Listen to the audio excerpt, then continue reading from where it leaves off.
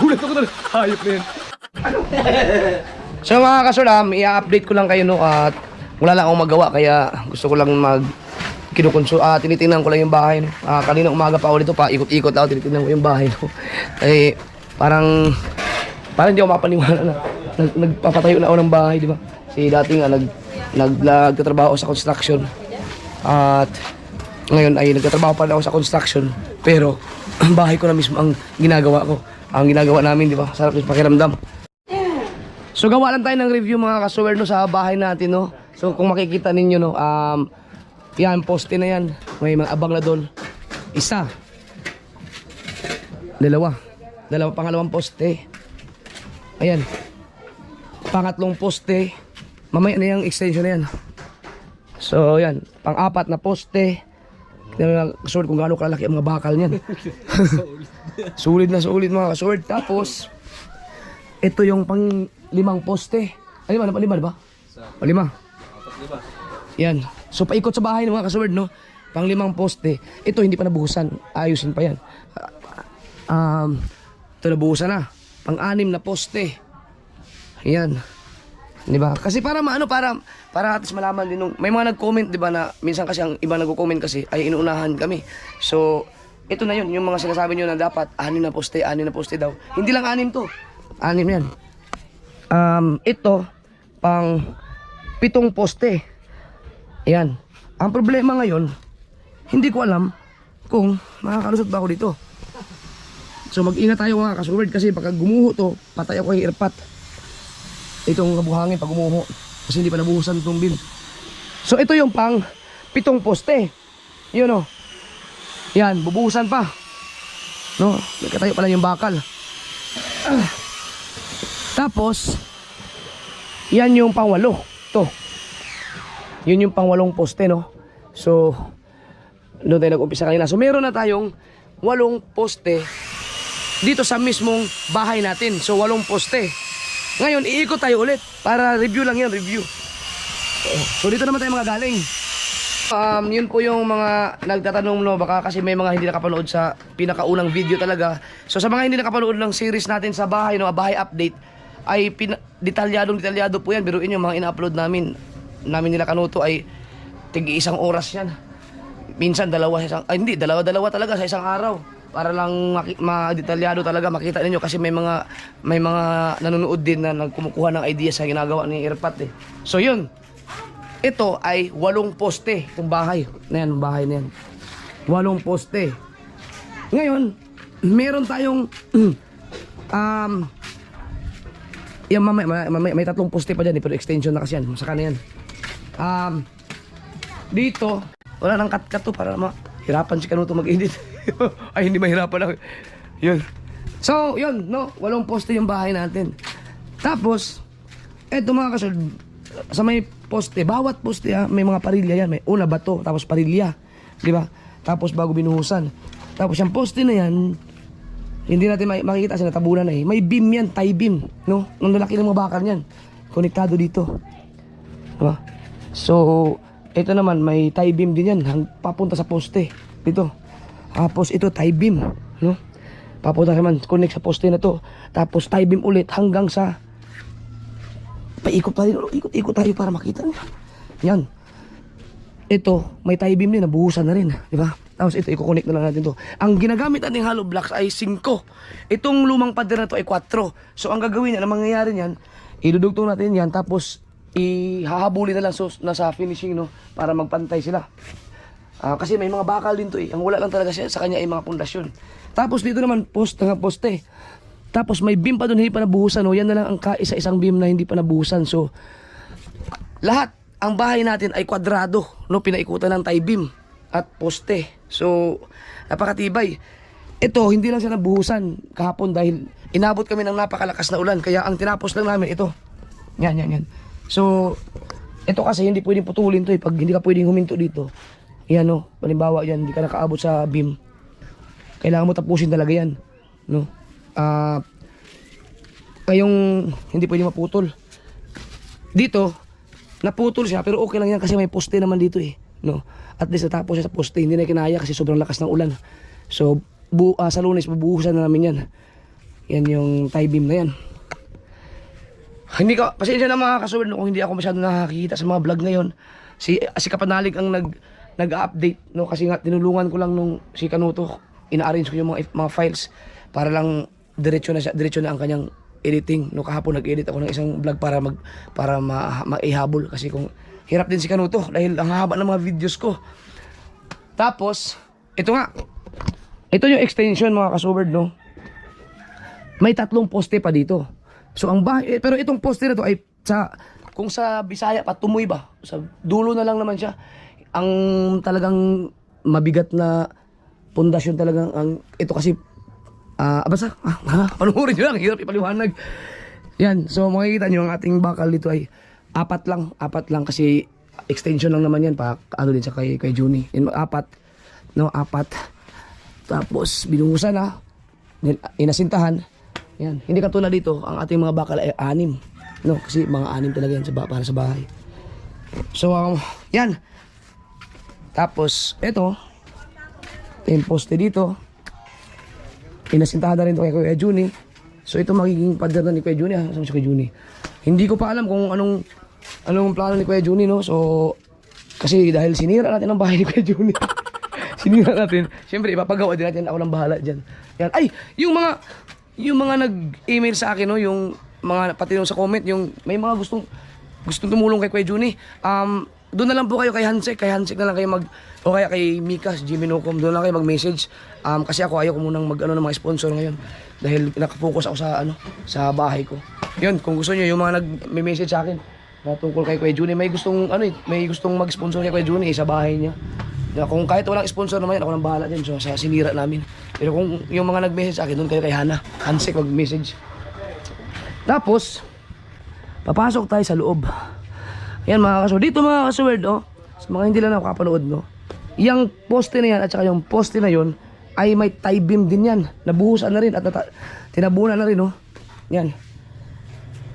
So, ito ang sabi ni Erpat naman kasi, para yung mga beam na yan, para kung sakali mang lumindol, at least hindi bumuka yung bahay mo, no, solid pa rin siya.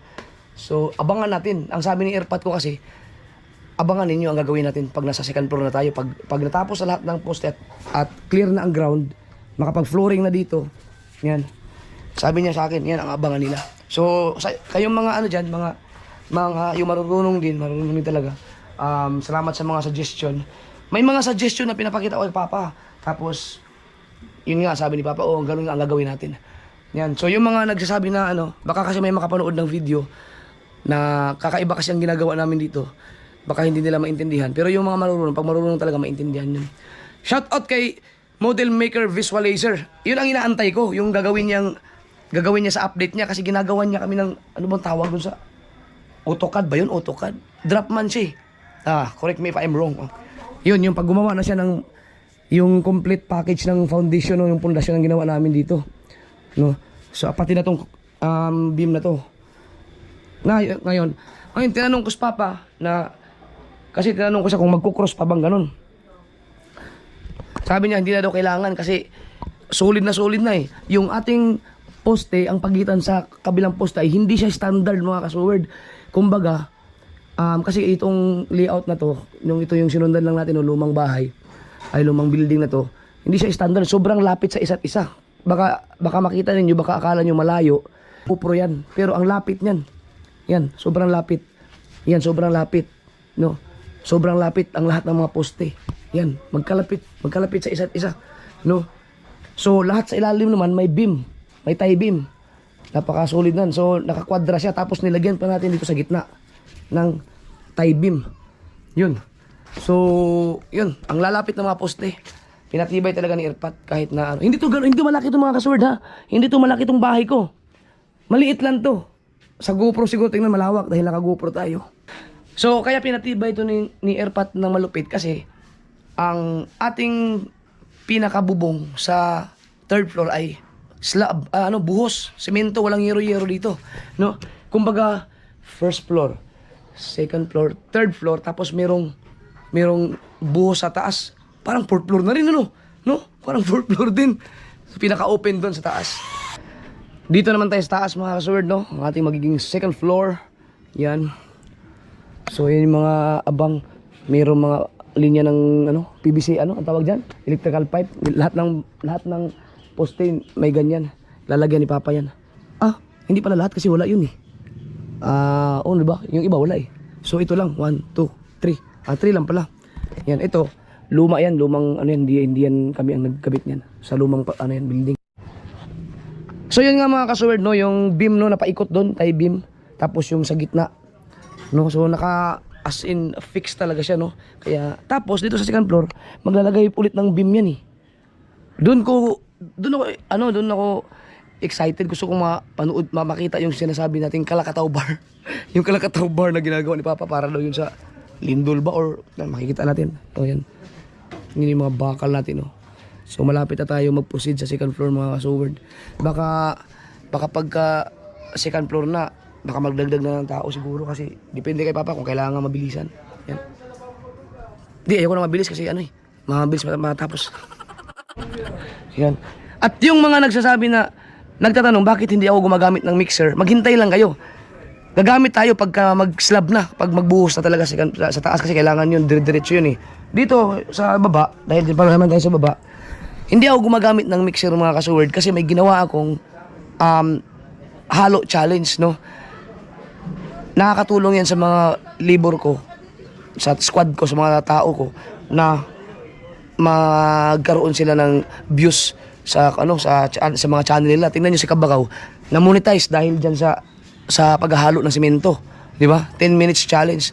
Si Kabungot, gumaganda-ganda ang kanyang revenue ngayon dahil sa halo challenge. Si Kabugoy nagkaroon ng magandang views dahil sa halo challenge. Si Kuya Dang, ang dami. Si Lanlan, sino pa ba yung naghalo challenge? Si Kuya O naghalo challenge na rin. Sino pa man yung hindi ko mabanggit, no? Si John Michael, no? Si Kabisugo, di ba? Kaya ganoon ang ginawa ko. Kapag gumamit ako ng mixer, walang maghahalo ng mano-mano, hindi makapag-exercise, at the same time hindi ko kailangan ng maraming tao. So hindi tayo makakapagbigay ng trabaho sa iba. May mixer eh. Gagamit na tayo ng mixer. Yan. So, abangan nyo na lang. Yun po ang dahilan. At, ayaw kong madaliin to mga kasword. Ako lang ang nagpapagawa ng bahay na ayaw kong matapos kaagad. Kasi nag-i-enjoy ako sa mga unang-una. Ang daming nakasuporta. Salamat sa inyo lahat na sumuporta sa akin. No? Medyo ang ganda ng mga views natin ngayon. Dahil talagang updated sila. Inaantay nila ang update sa bahay. So malaking tulong po yan sa akin at sa aming lahat, no, yung panonood ninyo. Kasi syempre diyan ako kumukuha ng pondo. Yan. Medyo mahirap lang talaga kasi katulad yan, magbablog ako maghapon eh, alas 8 hanggang alas 5. Tapos i-edit pa. Kaya buti na lang nandyan si Kanuto na mismo ang nag-offer sa akin na nung videohan niya ako, tapos siya na rin mag-edit. Ini-edit na niya rin kaya medyo nakakapag-upload ako ng mabilis ng 2 sa isang araw kasi nandyan si Kanuto. Ang problema lang, hindi na kaya ni Kanuto na mag-videographer sa akin kasi nandun na siya sa editing eh. Hindi niya na, ubos din yung araw niya sa pag-edit ng mga videos ko. So, medyo nahihirapan kami, naghahabol na naman. Dumating si Kapanalig. Gumanda ngayon ang teamwork namin. Hindi ko alam kung anong pangalan namin eh. Bigyan niyo nga kami. Kanuto, Japper, at Kapanalig. Ay, hindi. Ako Japper, Pablo, at Louie. Siguro maganda. Ang i-combination is so weird. Kanuto, Kapanalig. Ay, hindi ko alam paano baka may magawa kayong combination dyan. Kasi teamwork naming tatlo to eh. Ngayon, kasi si Kapanalig nag-sacrifice din. Biruin mo, hindi siya, pasundot-sundot lang ang vlog niya. Hindi siya okay lang sa kanya hanggang matapos yung bahay ko na mag-videographer o maging vlogger sa dito sa channel ko. Di ba? Napakalaki support. Grabe ang suporta nila sa akin mga kasword. Si Kanuto, walang vlog dahil nakafocus sa akin. Grabe. Hindi ka makakahanap ng ganung mga kaibigan. So, ngayon nyo sasabihin sa akin, mga kasword, no, yung mga nambabas sa akin noon na pangtanga ko daw, bakit daw iniwan ko yung buhay driver, doon daw ako nakilala, gano'n, di ba? Ngayon nyo sabihin sa akin, paano na lang kung hindi ko iniwan yun, kung hindi ako nag-resign, makakapagpagawa kaya ako ng bahay? No, mangyayari kaya itong nangyayari sa akin ngayon. So, yun ang naging bunga ng pagbablog. Nung pinasok ko ang pagbablog, doon lang ako nagkaroon ng ng medyo maayos-ayos na buhay. Wala. Dati hindi ko na inisip na maabot ko yung ganitong kalagayan, no. Pero ngayon dahil sa vlog, wala namang ibang walang ibang option na eh. Kasi hindi naman ako makapagtrabaho sa malaking kumpanya. Nasa sahod ng katulad ng sinasahod ko ngayon. At marami pa kayong aabangan mga ka-Soword, kasi pagkatapos ng bahay na to ay ipapagawa ko naman yung aking dream house. Malaki yun. Ang budget ko nun ay malaki. Hindi naman siguro abot ng mga 10, 8 or 10 ganun, kung kaya. Ito naman, ang nagastos ko dito mga ka-Soword sa bahay na to ay 400,000 na. Sa pundasyon pa lang. Siguro nasa mga, hindi naman siya eksaktong 400. Nasa mga 380. So sabihin na natin 400, no? Kasi may mga gastos-gastos pa naman kasi akong binibili sa labas na hindi na nakasama sa resibo, yung mga biglaan na lang, no? Katulad ng mga timba, mga bota, mga helmets, ganyan. Ngayon, so sa Monday ay papasukan na ulit. Medyo maghigpit na ako mga ka-Soword, no? Dahil masyado akong naging maluwag sa tao siguro. Hindi doon sa banding-banding namin, hindi yun sa nagpapahinga sa oras ng trabaho, normal yun, hindi ako doon. Maghihigpit ako doon sa isusuot namin. No, so sa Lunes, hindi na ako papayag na meron akong makitang tao o squad ko na hindi naka-helmet, hindi naka-hard hat, at hindi naka-pantalon, at hindi naka-sapatos or naka-boots. Kasi binilang ko sila ng mga boots no? Na nandito sa area na to. Siguro yung mga nandun, naka-assign doon, okay lang yun kasi hindi naman sila accident prone area dahil yung lalo na gumagawa ng mga molding. Pero kung gusto nilang mag-comply, okay lang, mas maganda. Sila katulad ni Dagi, sino pa yung naka-assign lagi doon sa pag puputol ng anong tawag din, bakal yun. Pero yun nandito sa bahay, no, or pwede siguro gawin na lahat na para wala nang makaiwas sa aksidente ba, sa disgrasya, di ba? Yun ang yun ang gagawin ko. Maghihigpit ako sa safety. Sa safety kasi minsan matigas ang ulo ng mga tao, no? Ayaw isuot, no? Katulad ko, tinan mo, ilang beses ako nauntog dahil ayaw ko magsuot. Di ba? Hindi ako mahirap. So, siguro yun, pag pumasok ka sa area na to, kailangan magsuot ka ng safety gear. Pero may mga time kasi na hindi mo kailangan ng helmet makakasagabal siya, katulad pag naghahalo ka ng simento sa labas, sagabal yung helmet Pero pag nasa area ka, kailangan mong isuot talaga. So, yun ang aking rules na gagawin, no? Kung hindi sila ayaw nila sumunod, ay wala, tanggal sila. Ang daming gustong pumasok dito. Yan. And I would like to Englishman. I would like to give a special shout out to my boss, si Sir Mr. Alasdair Thompson. Sana mapanood niya to. Maraming salamat, sir, no, sa yung boss ko, no, nung driver pa ako, napaka-supportive niya sa akin. Biruin mo, hanggang ngayon minsan nag-message siya sa akin nung nakaraan na, Jeff, nakita kita, nag-grow ka everyday. Sobrang saya ko sa nangyari sa buhay mo. Kinukongratulate niya ako. Biruin niyo, yung boss ko. Grabe. Ang dami ko rin natutunan dyan sa boss ko na yan. Nag-advise din yan sa akin noon. Grabe, napaka-solid. Kaya siguro pag napanood niya yung mga nangyayari sa akin ngayon, tuwan-tuwa sa akin yun. So ngayon, sa mga hindi nakaintindi sa... ito muna. Yan. Yan, o. Yun yung ating extension. No? Hanggang taas, i-label yan dito. Baka nga hanggang doon pa yan kasi... No? Malalaman nyo yan, mapanood nyo yan. So nag-overlap tayo. So magagamit natin yung area na yan para mag-extend, malawak sa taas natin, ano? So abang-abangan yan. So yung mga nagsasabi din, no, na ano ba yan, hindi kayo seryoso sa trabaho, para lang kayo naglalaro. Yes, hindi namin masyadong siniseryoso yung pagod. Nag-enjoy kami. Kami lang yung construction worker dito sa Pilipinas siguro na ganito, na may mga halong kalukuhan, pero ang gaganda ng gawa namin, ang titibay. Kasi si Papa is Papa tatay ko ang gumawa kaya napakatibay niyan. Yan. So nag-enjoy lang kami mga ka-Soword, no? At saka minsan minumutubit ko rin yung mga tao ko, yung squad ko, na ganito magtrabaho din, kahit na nag-enjoy lang tayo, nagtatawanan tayo, pero dapat sulit yung trabaho natin. Kaya minsan ako na mismo nagtatrabaho talaga ako kasi gusto ko Unang-una, ang tagal kong hindi pinagpapawisan ng ganito. So ngayon, bumabalik na dati yung lakas ko, no? Kasi nagko-construction nga ako dati. Tapos sa track and field, yan. Ano pa yung mga ginagawa ko noon, talagang mataas ang resistensya ko. No? So yung mga stunt ng mga ginagawa natin mga kasuwer, no? Mga kalukuhan natin, abangan nyo na lang yan sa susunod pa mga vlog. Kasi ngayon, hindi ko na kakayang gawin yun. Hindi ko pwedeng gawin ngayon yung kasi maraming mga kahoy, marami, baka sumakabit tayo, baka tapak tayo ng pako. Hindi katulad nung unang bagong ginawa pa lang itong bahay to, nung tinitibag pa lang, may ginagawa ako mga katarantaduhan to, kung saan saan ako tumatalon-talon, tatawid sa kabilang kahoy. Dahil wala pa masyadong clear pa yung sa flooring eh. Eh ngayon, marami ng mga barriers dyan, kung ano mga matapakan, delikado, kaya hindi ako makakagawa ng ganun. Kasi ako pa naman, nangangati ako pag wala akong magawang kalukuhan. So lalo na ngayon, nandito si Kapanhalig, nandito si Louie. So alam ko nag-enjoy kayo sa tandem namin ni Louie. Si Louie ang basang-basa niya na yung basang-basa niya na yung utak ko eh. Titingin ko pa lang sa kanya, alam niya nang may gagawin na naman akong kalukuhan eh. Kaya naghahanda na rin siya kasi yung mga joke ko, nasasalo niya. Kapag nawali, yung joke ko, nasasalo niya. Kaya ang ganda napakaganda ng tandem namin. Yan, Jalo. Tapos nandyan pa si Kanuto. 3 kami. Kaya pag natapos ng bahay na to, talagang bukod dun sa mga tao, bukod kay Papa, sa lahat ng mga nagtatrabaho dito, kami ni Kanuto at saka ni Louie talagang sulit hanggang sa matapos ng bahay na to. At saka di ba mga kasword, ang tagal na natin nagdadaldalan. Ang tagal ko lang nakipagkwentuhan sa inyo. Nawala na sa isip ko na mayroon pala akong kape dito. Puro pa naman tong kape ko. Tinimplahan ako ng kape ni Kabisugo. Mainit pa. Ang kape ko ay barako.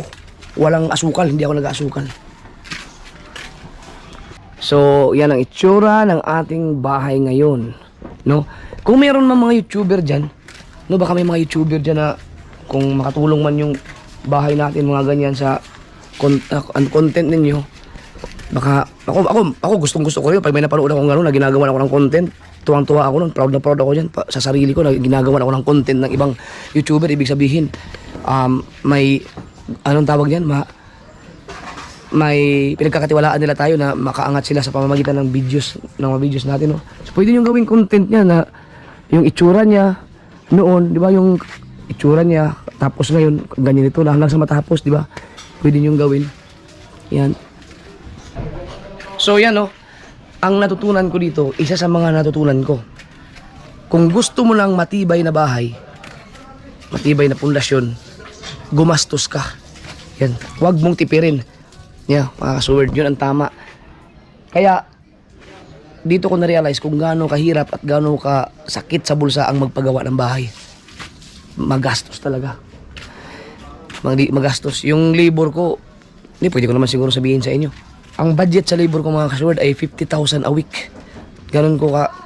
Yeah. So yun. So iwan ko lang pag madagdagan pa ng tao yan kung kailangan ano. Basta yun. Ganon ang binabayad ko sa mga labor ko. So, hindi naman yung basta-basta trabaho lang, ano na yun. Parang share the blessings talaga yung ginagawa natin kahit paano ay makakatulong tayo sa financial ng mga ibang mga mangingisda dito o sino mga nandito nga na kailangan ng trabaho. Kaya malungkot din, no? Malungkot din siguro pag natapos na tong bahay na to. Siyempre, wala na akong papagawa. Wala na yung mga trabaho yung maghanap na rin sila ng kanya-kanyang trabaho. Kaya lang, hindi na sila makakahanap ng siguro ganung klaseng trabaho na para lang kaming nagtatawanan na nagbabanding lang kami dito tapos yung pasahod na ganyan. Yan. Lalo na pagka maganda-ganda pa yung magiging maganda pa yung views natin at maganda-ganda pa yung mga kikitain natin dito, syempre magre-reflect yan. Maapektuhan din yung mga squad natin dahil syempre anuhin ko rin yan, bibigyan ko rin mga bonus yan. Sabagay, mayroon pa isang bahay. Yung malaki kong bahay, yung dream house ko. Kaya lang pag yun na ang ipapagawa ko kasi yun na yun na yung mga tinatawag natin by the book. Yung kailangan ng architect, kailangan ng engineer, yun na yung kailangan ni Papa nun. At si Papa ay magdadala ng 3 tao dito, yung mga tauhan niya dun sa Mindanao na humahawak din ng tao kasi yun, diretso ang trabaho nun. Hindi niya na kailangan ng mga instruction sa mga tao dahil mayroon na siyang tauhan na marunong. So yun lang muna mga kasuwerd, no? Huwag kayong bibitiw, abangan nyo ang bahay na to. Yan, yung bahay na yan. Hanggang sa matapos yan. Marami kayong matututunan dyan. Hindi lang dun sa mga foreman, sa mga construction workers dyan, pati doon sa mga nagpapagawa ng bahay. Marami kayong matututunan dito. Mapapanood ninyo dito. Kasi ako mga kasword, hindi ko, walang tinatago dito. Lahat, pinapakita ko sa inyo. Ultimo pagtibag, di ba? Pinapakita ko sa inyo lahat yan. Ultimo yung na-aksidente kong tao, pinapakita ko yun. Yung, di ba, yung yung na-aksidente si Luloy, pinagamot. Ayun, okay na yun, naggamot na sa hospital, pina-injection na yun ng lahat na kailangan. Yan, kasi ano natin yan obligasyon natin yan bilang nagpapagawa eh. So, lahat yan, wala tayong lahat mapapanood nyo yan. Basta lahat, detalyado yan. Lalo na pag si Kapanalig ang nag-vlog. Pag si Kapanalig ang nag-vlog, siguro, ultimo, isterap, baka bibilangin. 1, 2, 3, 4. Ganyan. Napaka-detalyado mag-vlog nun si Kapanalig. Tsaka ang galing magsalita, kaya maswerte tayo dahil may magti-take over ng vlog natin kapag wala ako, busy ako si Kapanalig. Yan, so abangan ninyo, marami kayong matututunan. Yung mga magpapagawa ng bahay, at least, may idea kayo, makikita nyo yung, kung napanood nyo yung ginagawa dito, pag nagpatayo kayo, halimbawa sa ganitong klaseng lugar, no, na buhangin ang kanyang lupa, ay hindi siya lupa kundi buhangin, may idea kayo na ganito pala dapat, ganyan. No, medyo mahirapan na kayong i-analyze to sa mga hindi pa sanay sa construction talaga. Yung kasi iba ang pamamaraan ng ginagawa ni Erpat dito dahil nga sa ating area na makitid lang yung area natin. Tiny, no? At saka yung paraan na para hindi na reconstruct na yung ginawa niya, kakaibang diskarte yan.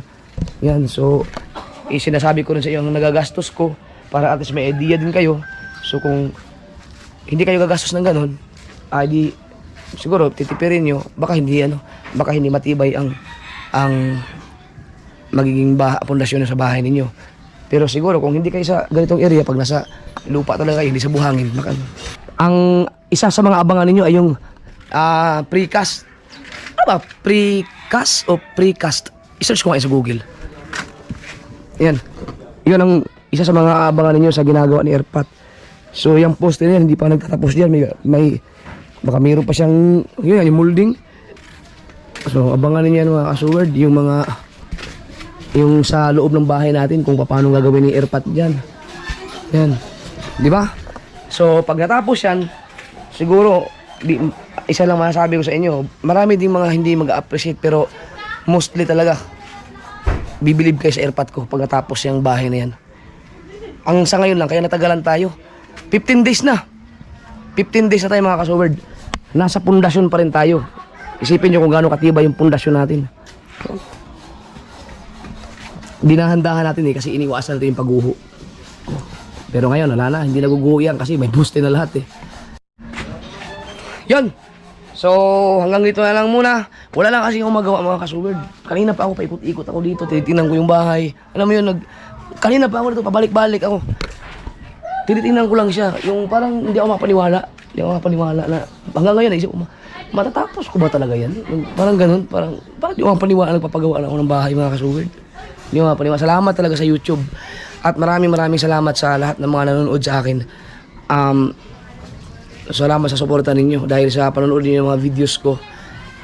Ito yung bunga. At hindi lang sa YouTube pala. Isa sa mga secret na na source ko ay Facebook. Sa mga hindi po nakakaalam ng Facebook account ko, ito po, yan po ang aking Facebook page. Monetize po yan, kumikita po ako dyan. Kaya okay lang sa akin na bumaba man yung aking mga views sa YouTube, wala akong problema kasi sa Facebook, yung lalaki ng mga views ko doon. Yan, kaya sa mga hindi pa naka-follow sa Facebook page ko, pwede niyo i-follow kung gusto niyo. Yan.